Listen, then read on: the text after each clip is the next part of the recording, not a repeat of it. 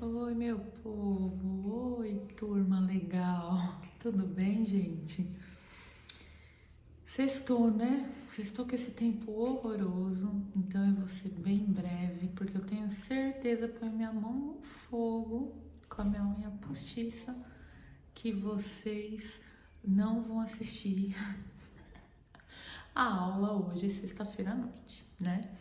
Vocês podem assistir amanhã, de manhã, sábado, de manhã ainda me assistir. Estou brincando. De qualquer forma, é um prazer rever vocês. Depois de um tempinho aí, semana que vem a gente tá junto na aula presencial, aí vai ficar mais fácil, tá? Eu tinha me programado para nem gravar vídeo pra gente discutir, porque eu sei que é mais legal até, que aí eu conto os casos e a gente troca experiência e tal, mas infelizmente hoje ainda é EAD. Ou felizmente também, né? Que sexta-feira à noite para a escola nem todo mundo que curte. Então, hoje eu vou falar com vocês um pouquinho sobre, vou ser bem breve também na explicação.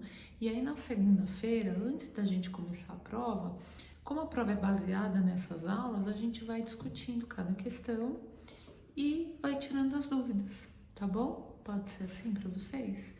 Então, beleza.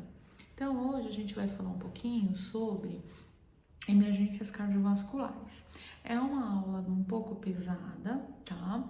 E eu relembro vocês um pouquinho de anatomia e fisiologia do coração, relembro vocês um pouquinho sobre pressão arterial, sobre sístole, sobre diástole, sobre como mensurar uma pressão arterial, principalmente em emergências hipertensivas, que a gente precisa estar muito bem seguro de garantir que esse paciente esteja hipertenso, bem como na aula de choque, ter um ouvido bom para garantir que esse paciente esteja hipotenso e para não inferir de repente que ele tem alguma doença e na verdade seja um erro de ausculta ou de mensuração ou de monitorização.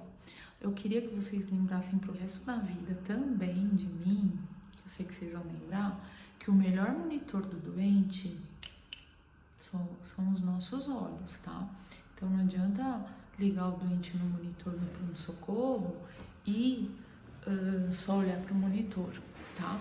Principalmente o que o doente refere para nós e o que a gente olha para ele já saca que tem alguma coisa que tá dando errado, manja, sabe? Que o seu dente tá pálido, tá naquela posição antálgica, ou tá agitado demais, ou tá taquilálico, tá falando muito, tá muito nervoso. Isso nós somos o monitor do doente, antes dele estar monitorizado no monitor multiparamétrico. Então, lembra daquela máxima lá que a gente cuida do amor da vida de alguém?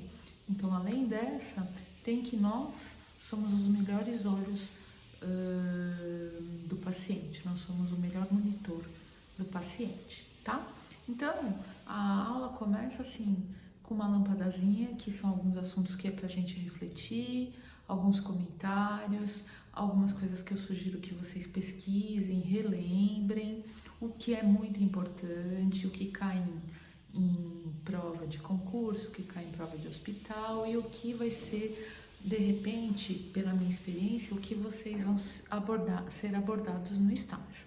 Aproveita que no estágio é o lugar de pronto-socorro, né? Eu tô dizendo, é o lugar onde a gente pode errar, né? Porque você vai errar no seu pensamento, obviamente, você não vai errar com o doente.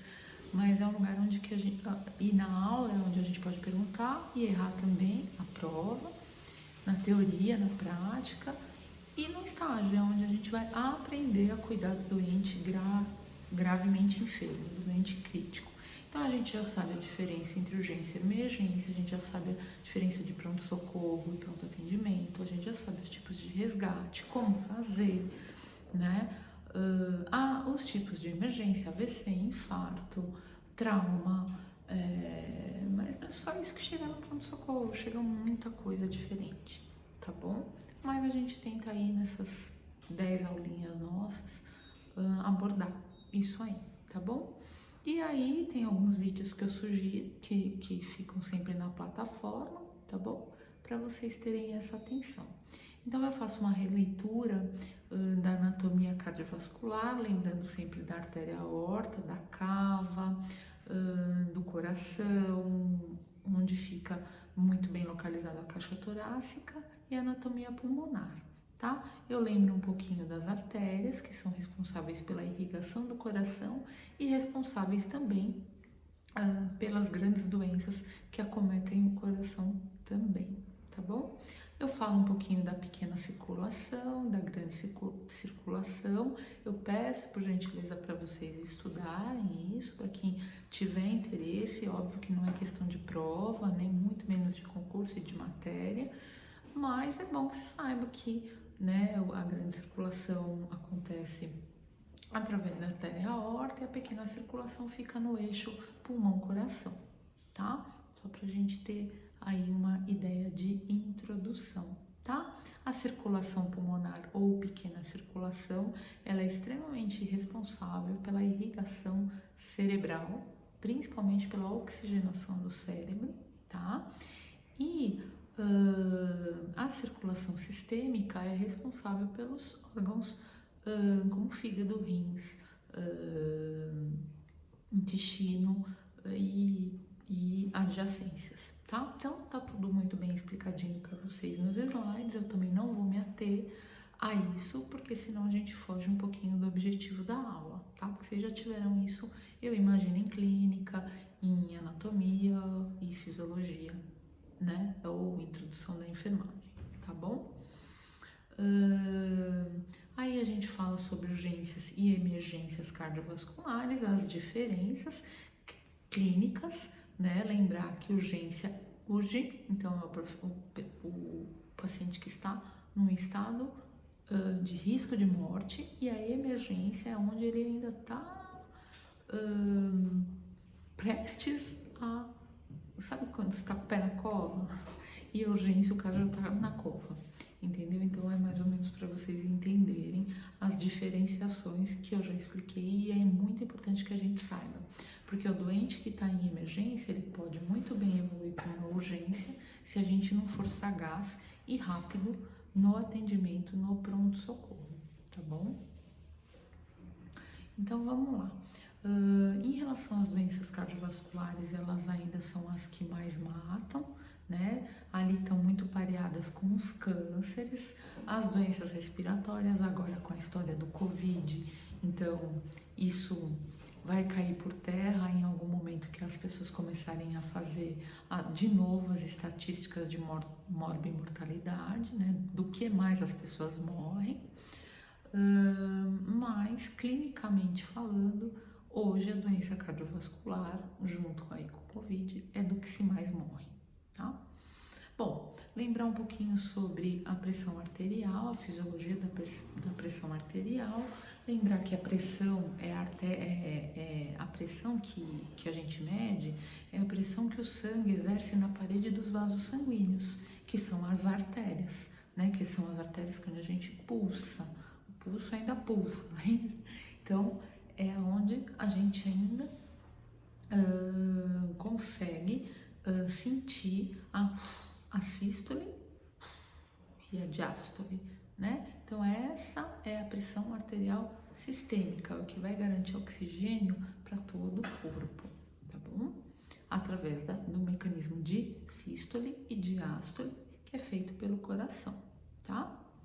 Como se afere a pressão arterial? Tem a fase palpatória, né? E tem a fase auscultatória. Eu prefiro, de verdade, com preparo, a fase auscultatória. Eu acho que é um pouco mais fiel a gente escutar o tuntar no esfígmo. Mas também eu mando um vídeo para vocês sobre aferição de pressão, tá? Mas o ideal é que se saiba medir a pressão, é que se tenha um ouvido bom para isso. E a minha sugestão para vocês é que vocês treinem. Treinem na mãe, no pai, na avó, no marido, no namorado, em quem seja, para pegar ouvido de pressão normal. Porque quando vocês forem auscultar uma pressão anormal, vocês já vão saber que tem alguma coisa de errado. Apesar que o paciente dá indícios, não é só na pressão. O paciente dá indícios de alguma coisa que não está indo muito bem. Mas, de qualquer forma, sempre é bom ter um ouvido muito bem preparado e nunca só confiar no monitor cardíaco, né? Lembrar que a gente também é o monitor do paciente, tá bom? Aí eu coloco os valores, o normal, né? 13/8, 12/8, um limítrofe aí para hipertensão, já estágio 1, 14, sempre pensar mais na diastólica, quando tenha o relaxamento do coração, quando a diastólica estiver muito elevada, mais atenção ainda, o risco do paciente é maior, porque a oxigenação e a grande circulação vai estar comprometida, tá? E saber, né, os valores de referência. Então, lembrar que o cara em emergência hipertensiva, realmente ele vai sempre ter uma máxima maior que 180 e uma máxima diastólica, uma mínima maior que 110, tá? Isso também tá tudo explicadinho no slide número 13 de 87 slides que vocês vão assistir, tá bom? Mas eu não vou falar 87 slides, beleza? E aí a crise hipertensiva. A crise hipertensiva é um evento caracterizado então pela elevação da pressão, obviamente, né, que pode provocar danos severos aos vasos sanguíneos e órgãos e podem ser classificadas entre urgência e emergência hipertensiva.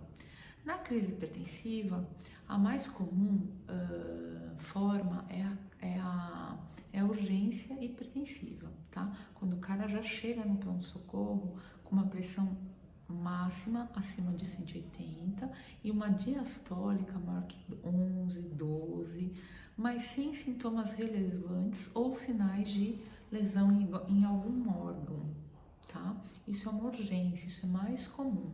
Quando ele chega em emergência hipertensiva, aí já é 22/14, já o risco de ter um AVC hemorrágico é muito maior, a lesão de outros órgãos como o rim, o fígado, quem tem varizes de esôfago também com pressões muito elevadas pode sangrar, então o risco de hemorragia na emergência hipertensiva é muito pior, tá?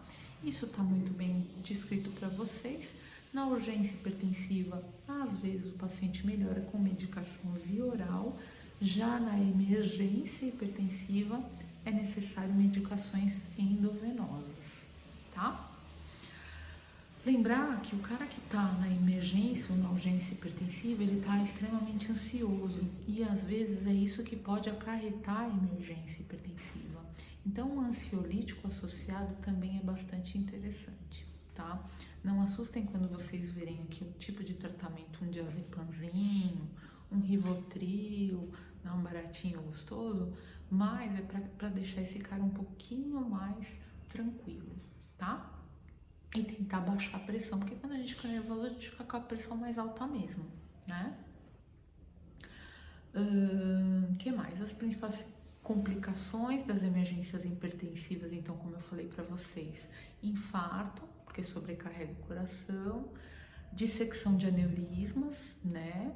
Sangramento, insuficiência renal, porque o rim não aguenta pressões muito altas e principalmente derrame, tá? Porque o cérebro também tem os vasos muito finos e não tolera pressões também muito altas. Isso a gente vai ver, viu na aula de AVC, mas continuando aqui nos 87 slides que eu mandei para vocês, eu comento sobre isso, tá? Eu espero que vocês tenham tempo para ler, tá bom? Não precisa ler agora, quando for pro estágio relembra, tá bom? Então é isso.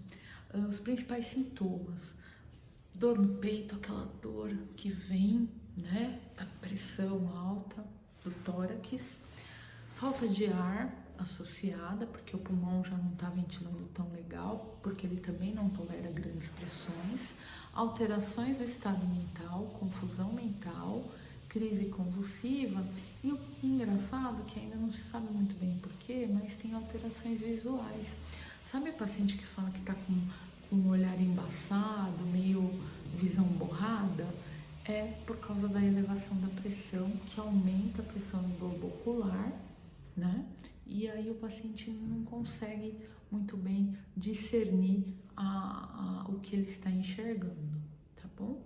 E fala que ele fica taquilálico, não para de falar, fica agitado, inquieto, indócil, nervoso, nada tá bom, tudo tá ruim. Então, é um doente muito grave e tem uma incidência muito alta no pronto-socorro, tá? Aí eu falo sobre os tratamentos, das medicações, tá? Lembrar do ansiolítico, que é importante, e do diurético, porque o diurético também ele é muito efetivo, porque ele diminui um pouquinho do volume circulante. Se diminui um pouquinho do volume de água circulante, diminui a pressão dentro do vaso de líquido, tá? Então, lembrar que o Lasix e o diazepam são coadjuvantes com os antihipertensivos que eu deixei para vocês no slide número 19, tá? De 87 slides.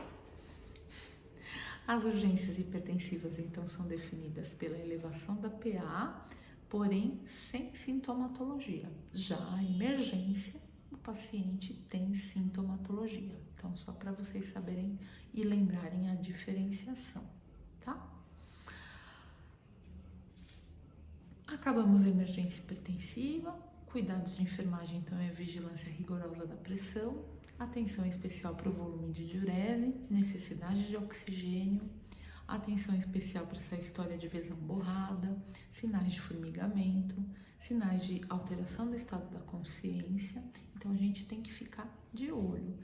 Uma veia bem pega, uma garantia que o paciente tome a medicação que ele precisa tomar, a vigilância rigorosa, então, junto com o apoio aí que a gente acaba dando para esse tipo de paciente, para a família, tá? Agora eu vou falar um pouquinho sobre infarto ou síndrome coronariana aguda. Qualquer condição provocada pela redução ou bloqueio súbito do fluxo sanguíneo pelo coração leva à isquemia e, levando à isquemia do músculo cardíaco, tem a lesão miocárdica e a necrose. Como qualquer músculo que não chega a oxigênio, seja o músculo deltoide, seja o músculo da coxa, o vasto lateral da coxa, seja o esternocleidomastoideo, que não chega a oxigênio, vai necrosar. E no coração não é diferente. Só que o coração é o coração, né? Então, se não chega fluxo e oxigênio no coração, o paciente, infelizmente, evolui muito mal. Aí eu coloco para vocês as principais artérias, né? A coronária direita, coronária esquerda, a descendente anterior e a circunflexa. São as 4 artérias, tá? Isso só para relembrar, também não é questão de prova, não precisa se decorar, mas só lembrar que tem 4 artérias principais e são essas as principais. Não tem a história do dente do siso, que ele resolve dar problema quando não tem que dar? E é a mesma coisa com a artéria circunflexa, ela não serve para nada. Mas quando ela resolve obstruir, ela obstrói o fluxo sanguíneo no coração, tá bom? Mas só lembrar que tem a coronária direita, a coronária esquerda e a descendente anterior que irriga a face a face anterior do coração. Tá? Os sinais e sintomas e o prognóstico do paciente nessa síndrome coronariana aguda ou um infarto do miocárdio depende muito da gravidade e duração da isquemia, da instabilidade elétrica, né, se o eletro está muito alterado, da extensão da isquemia, tá? E da quantidade do músculo que foi afetado, tá bom? Existe a circulação colateral, que são pequenas artérias que acabam meio que salvando ali, por isso que às vezes os pacientes ainda chegam a tempo de fazer várias coisas, porque a circulação colateral garante fluxo para o coração, tá? Isso tá tudo descrito para vocês. Eu falo um pouquinho sobre placas de aterosclerose e falo também sobre arterioesclerose, que tem diferenciação. Uma é uma doença crônica do sistema arterial, arterioesclerose, que é um espessamento e enrijecimento da parede do vaso, e a aterosclerose, que é onde existe, que é a pior, que é onde tem o depósito de gordura. obesos, tabagistas, alcoólatras, sedentários. Por isso, esses são os fatores de risco para o infarto, porque começam a depositar gordura na parede dos vasos. E não é só do coração, tá? Viu? Pode ser em outras artérias também, mas principalmente do coração e do cérebro, tá? Então aí eu falo para vocês um pouquinho sobre a anatomia de dentro dos vasos, tá bom? E peço para vocês ficarem atentos aos sinais e sintomas dessa síndrome coronariana aguda, dos sinais de infarto, tá? Um dos principais sinais é a angina, né, que é aquela dor precordial, e ela pode ser caracterizada como estável e instável. A angina estável é caracterizada com desconforto passageiro, de 2 a 10 minutos o paciente tem aquela sensação iminente de morte, resultante de uma isquemia do miocárdio, tá? É aquela típica localizada no peito, na área do externo, que irradia para o ombro e para a região da mandíbula. Surge ao esforço, tá? A emoção e a pacientes com temperatura, submetidos a temperaturas muito baixas, tá bom? Ela ocorre quando o coração está trabalhando mais forte do que precisa, do que o usual, do que ele está acostumado. Não tem um padrão regular, tá? Já a angina, e o paciente reclama daquela queimação, ruptura, aquela sensação de aperto, de estrangulamento, ele fala para você, filha, tô sentindo sufocado, tá? Os sinais principalmente mais característicos de desconforto é aqui no peito, com irradiação para o braço, ou sinal de gravata, que vocês vão ver no slide aqui, que está muito bem desenhadinho. Paralelo a isso, tem a angina instável, que ela é mais silenciosa. É uma dor também precordial associada à isquemia miocárdica, mas ela dura muito mais do que 2 a 10 minutos. Ela é superior a 20 minutos e ela vem silenciosa, porque tem gente que morre dormindo. Ela vem aquela dor e ela vem sem avisar, sem esforço físico, sem grandes emoções, sem alteração da pressão, e ela não é aliviada com repouso ou medicamento, enquanto que a estável é, tá? Vocês vão ler isso nos 87 slides que eu mandei para vocês, tá bom? Mentira, tá? Já estamos no 32. E aí eu mostro para vocês, aí já vem bastante figuras ilustrando o tipo de dor, a posição que o paciente fica, porque a gente vai estar olhando para o paciente, a gente não vai poder tratar, porque quem trata é o doutor, né? É o doutor, a gente vai referir para o doutor, olha, ele está falando sensação de sufocamento, tá com dor irradiando para o braço, para a mandíbula, tá hipertenso, tá taquicárdico, tá dispineico, óbvio. A gente vai olhar esse paciente, né, e vai falar isso para ele. Mas quem vai tratar é o cardiologista ou o clínico que tiver de plantão, tá bom?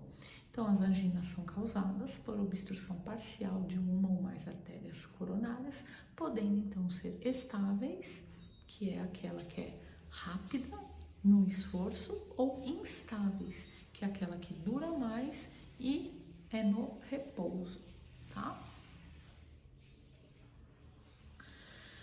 E aí vem o tal famigerado infarto, né? Que aí é quando se estabelece o problema.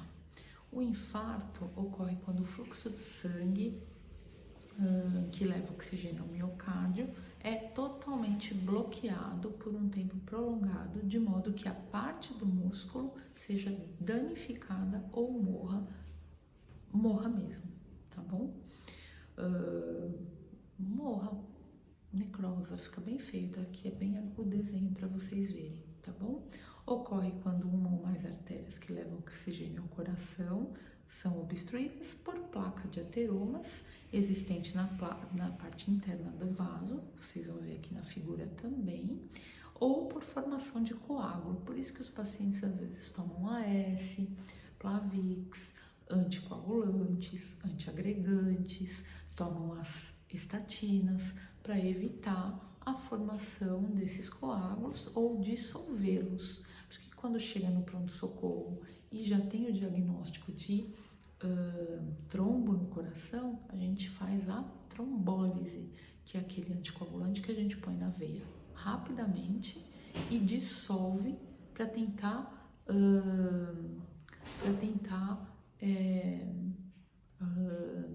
preservar ainda o músculo que sobrou, tá bom? Do coração. Pode ter espasmo coronariano também, mas é menos frequente, que são capazes de interromper o fluxo do sangue e esses espasmos ocorrem através do uso de drogas, principalmente a cocaína, tá? Mas isso é menos frequente, tá bom? Que mais? Outras situações são tumores de mediastino que comprimem o coração ou pacientes que estão num choque muito grave, que eu mandei aula de choque para vocês, que depois eu mando um vídeo para não cansar vocês também, e aí a pressão do coração é muito baixa, e aí não chega sangue nas artérias, essas artérias não são suficientes para irrigar o coração e o paciente infarta. Isso acontece muito em pacientes que chegam já em choque, né? Por hemorrágico, traumático, etc. E acabam evoluindo para infarto, tá? Os principais sinais e sintomas são a dor típica, né? No meio do peito, em aperto, no meio do peito em aperto, tá?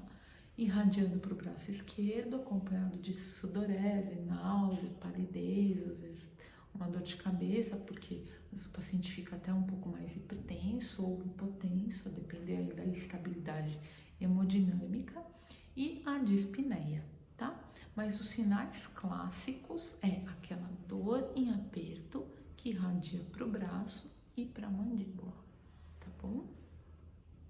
Diz que é uma dor muito, muito difícil de controlar. Diz que é muito parecida com a dor de parto. Não sei. Fatores de risco.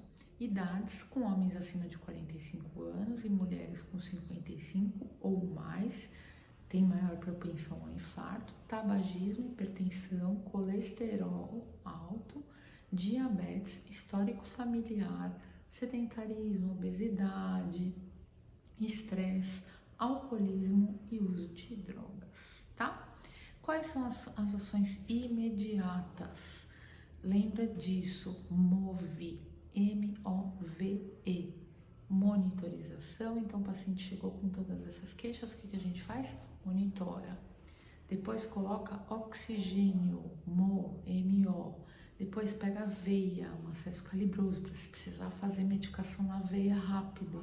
O trombolítico que eu falei para vocês, e de eletrocardiograma para ver o ritmo cardíaco e a área que foi acometida, e de enzimas cardíacas que vocês tiveram em exames laboratoriais, que é CKMB, troponina e TGO, tá? Que são os 3 principais marcadores de infarto, tá bom?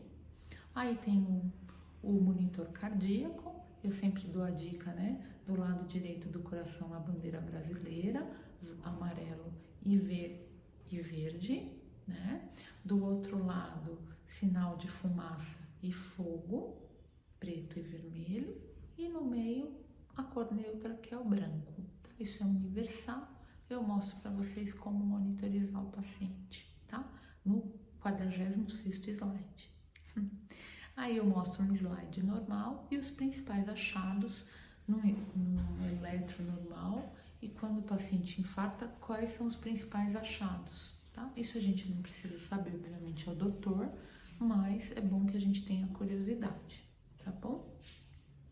E os principais exames laboratoriais são, então, CKMB, né, que é a enzima que se eleva 3 a 6 horas após o infarto, 80% específica para infarto, tá bom? O TGO e a troponina, além da CK e a mioglobina, que também está descrita no slide.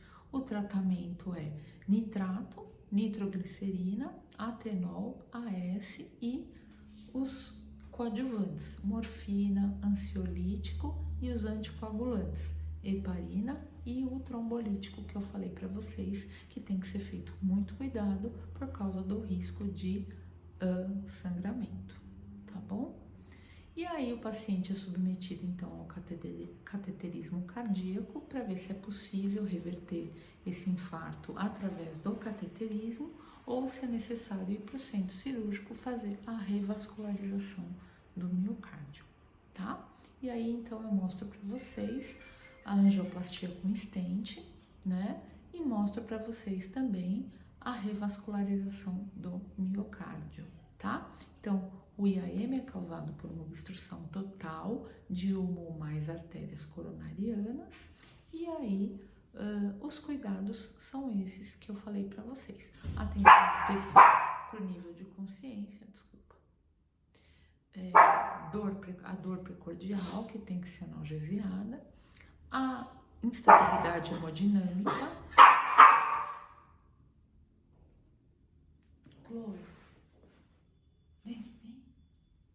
a instabilidade hemodinâmica e os sinais de falta de ar. Por isso que a gente monitoriza, coloca oxigênio, pega uma veia, faz o eletro e colhe as enzimas, tá bom? Então, uma boa aula, um bom estudo, boa sexta-feira, bom final de semana. Segunda-feira a gente se encontra então na aula presencial, tá bom? Desculpa o meu cachorro, tá bom?